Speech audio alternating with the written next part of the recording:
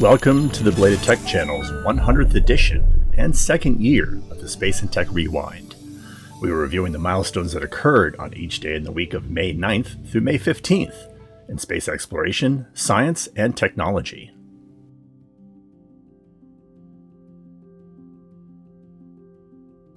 May 9th, 1926. The German schooner Baden-Baden arrived in New York City on this date, successfully completing a voyage from Scotland to South America and then to the United States in 39 days. What made the voyage unusual was that the Baden-Baden was a rotor ship, a vessel that used 50-foot-high rotating cylinders mounted on the center line of the ship rather than sails or propellers. A rotor ship uses the Magnus effect for propulsion. The Magnus effect is a force acting on a spinning body and a moving airstream, which produces a force perpendicular to both the direction of the airstream and the axis of the rotor. Thus, wind striking the sides of the ship will move the vessel forward. The Baden-Baden cylinders were driven by 45 horsepower electric motors. German engineer Anton Flettner had converted the schooner to rotors in order to prove that the concept was practical for 20th century shipping. Flettner's ship executed the 6,200 nautical mile voyage across the Atlantic using only 12 tons of fuel oil, compared with 45 tons for a motor ship of the same size without rotors. The results were so impressive that the engineer was able to secure funding to build a full-size freighter using 3 rotors, the Barbara, that same year. The Barbara plied the Mediterranean reliably, allowing Flettner to secure contracts to build 6 new ships of the Barbara class. Unfortunately, the stock market crash of 1929, the subsequent Great Depression, and improvements to diesel engine technology brought an end to Flettner's dreams, and he never was able to build another rotor ship. The engineer turned his focus to helicopters, pioneering production versions for Germany during World War II, and then the United States for 15 years thereafter. He died on December 29, 1961. He was 76. In 2022, there are 5 modern cargo ships that employ rotors to supplement diesel-powered propellers, but the idea's wide adoption still remains elusive.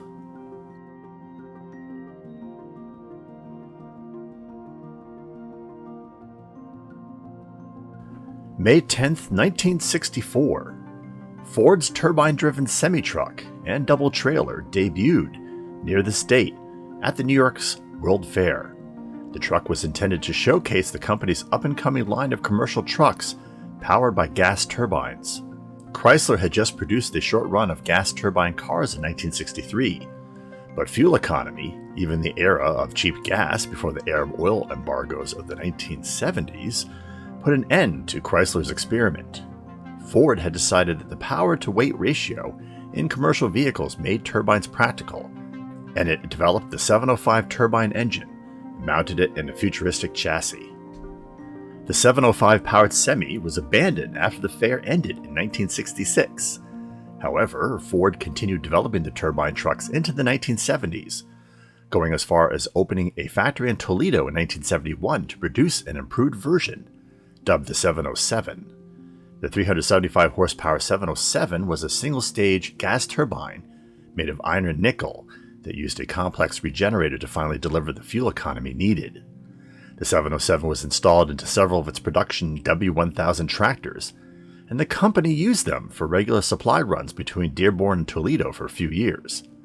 However, cooling and manufacturing cost issues eventually forced Ford to abandon the idea of turbine commercial trucks, and the company shuttered the plant in 1973.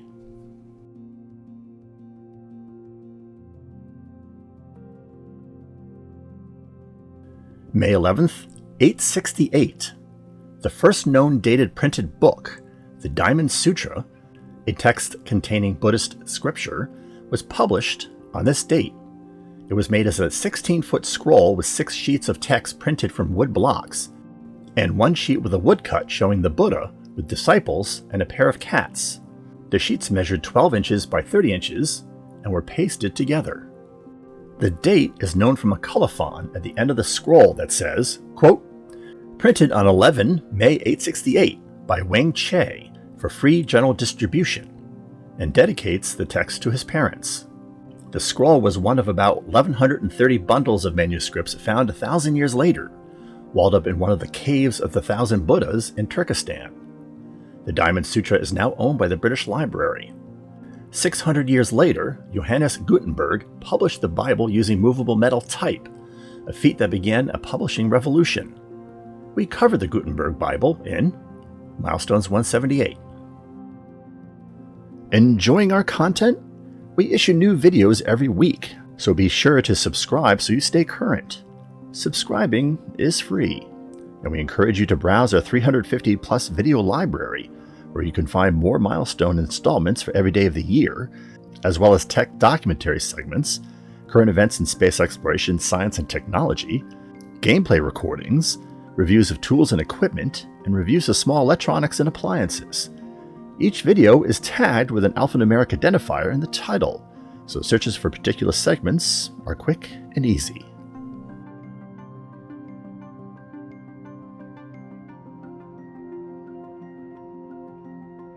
May 12, 1946, the Douglas Aircraft Company completed an engineering study on this date for the U.S. Army Air Force on the feasibility of designing a manned orbital spacecraft. The study showed that if a vehicle could be accelerated to a speed of 17,000 miles per hour and aimed properly, it would revolve on a circular orbit above the Earth's atmosphere as a new satellite. Such a vehicle would make a complete circuit of the Earth approximately every hour and a half. 2 rocket fuels were considered in the study: hydrogen-oxygen and alcohol-oxygen. The liquid alcohol-hydrogen had been used to propel the German V-2 rockets. The use of either fuel to orbit a man-made spacecraft, the study showed, would require the use of a multi-stage vehicle. The study also indicated that the maximum acceleration and temperatures could be kept within limits safe for manned flight. Douglas's study was the first known instance of the U.S. government considering manned spaceflight since the early days of Robert Goddard, who had insisted then to the U.S. Army that it could be done. Goddard had died a year earlier in 1945, and unfortunately was not on hand to observe his thoughts appear on the drawing board.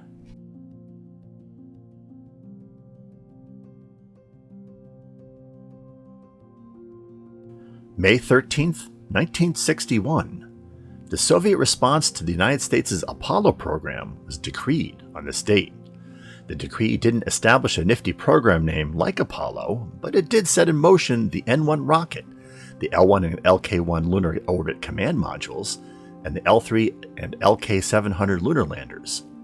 The decree set the end of 1965 as the date for the first launch of the N-1, and 1968 was later set as the year that the Soviets would land cosmonauts on the moon. The L-1 would not launch until February 21, 1969, almost 8 years later. The launch aborted after 69 seconds, and the entire vehicle was lost. A second attempt was made on July 3rd, but the rocket malfunctioned almost immediately after launch and fell back to Earth and exploded, extensively damaging the launch complex. 17 days later, U.S. astronaut Neil Armstrong stepped on the surface of the moon. The third attempted launch of the L-1 would not occur until June 26, 1971, and that launch was also a failure after the rocket developed an uncorrectable roll and began to break up as it entered max Q. A fourth launch of the L-1 on November 23, 1972 also resulted in an explosion, this time after 107 seconds from liftoff, after one of the 30 first-stage engines detonated. With the Americans already having landed several missions on the moon and ending the Apollo program, the Soviet leadership's interest in a lunar program waned. The program was canceled on May 3, 1974.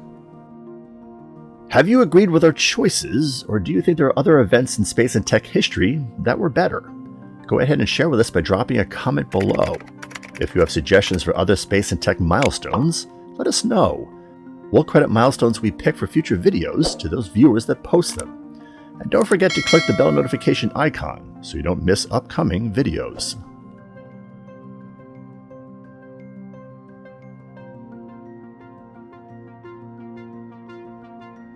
May 14th, 1935. The Griffith Observatory and its accompanying exhibits were open to the public on this date. including the US's third planetarium. The observatory was built on 3,000 acres of land donated for this purpose by mining magnate Griffith J. Griffith on December 16, 1896, to the city of Los Angeles, California. In addition to the property, Griffith left in his will funds to build an observatory, exhibit hall, and planetarium. Griffith's objective was to make astronomy accessible by the public, as opposed to the prevailing idea that observatories should be located on remote mountaintops and restricted to scientists. Despite the donation, the property and funds lay dormant for almost 40 years while the city debated on what to actually do with the large tract. It took the Great Depression and FDR's Works Progress administration to break the logjam, and construction began on June 20th, 1933. In its first 5 days of operation, the observatory logged more than 13,000 visitors. Astronomer and U.S. Army Major Dinsmore Alter was the museum's director in its first years, only leaving to serve again in the U.S. Army during World War II.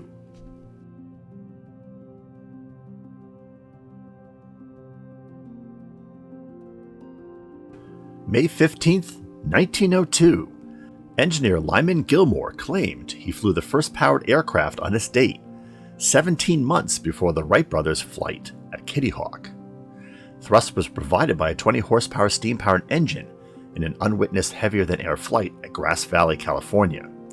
He did not announce the flight until 1927. Gilmore, in a 1936 interview, explained his interest in aircraft began in 1893 with a successful tethered glider flight and then a free glider flight in 1894. There are photographs from 1898 showing Gilmore's machine, but none showing it in the air. Unfortunately, all records and papers related to his aircraft and the aircraft themselves were destroyed in a 1935 hangar fire. Gilmore's technical chops were legitimate. In 1902, Gilmore was granted 2 patents in steam engines, and he held inventions in other areas, including that for a rotary snowplow. On March 15, 1907, Gilmore opened the first commercial airfield, Gilmore Airfield, in Grass Valley. This was 2 years before the establishment of the College Park Airport in Maryland, which is still in operation. Gilmore Airfield was eventually closed to build a public middle school. The 1935 fire destroyed everything Gilmore owned and left him destitute. After the 1936 interview, he receded back into the obscurity from which he came. Little is known what happened to the engineer during the next 15 years. He died on February 18, 1951.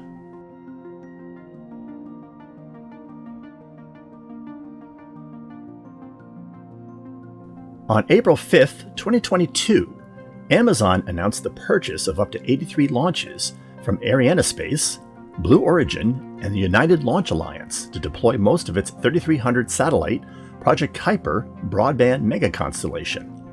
The company did not reveal the value of the contracts, but industry sources estimated their value between $5 and $8 billion.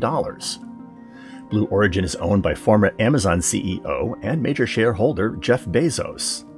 It was notable that Amazon did not entertain the idea of using SpaceX for launches, even though SpaceX's launch pricing is considerably less than the 3 contract winners. SpaceX's Starlink constellation is viewed to be a competitor to the Kuiper constellation.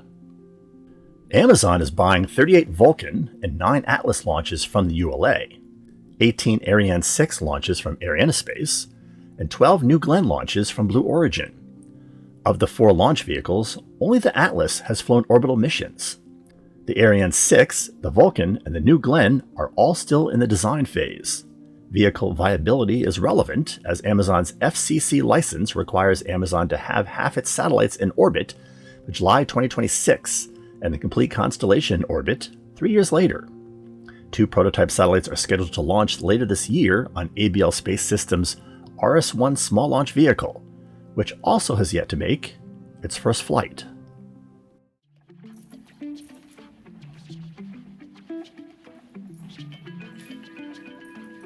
We hope you have enjoyed this 100th episode of Belated Tech Space and Tech Rewind. If so, click that like button. Once again, don't forget to subscribe, or just stay in touch by following us on our microblogging accounts, which are listed below: the community feed for this channel, our Instagram feed, and our Minds page. We We announce all new videos and post some unique content on those outlets. And if you prefer an alternative video distribution source, consider visiting our channel on Rumble. Thanks for watching.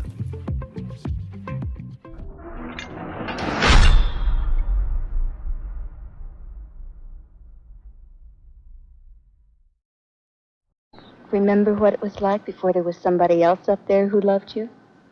There was no such thing as executive class service to Dallas, Houston, and San Antonio. With first-class legroom, free cocktails for everyone, and a schedule you could depend on.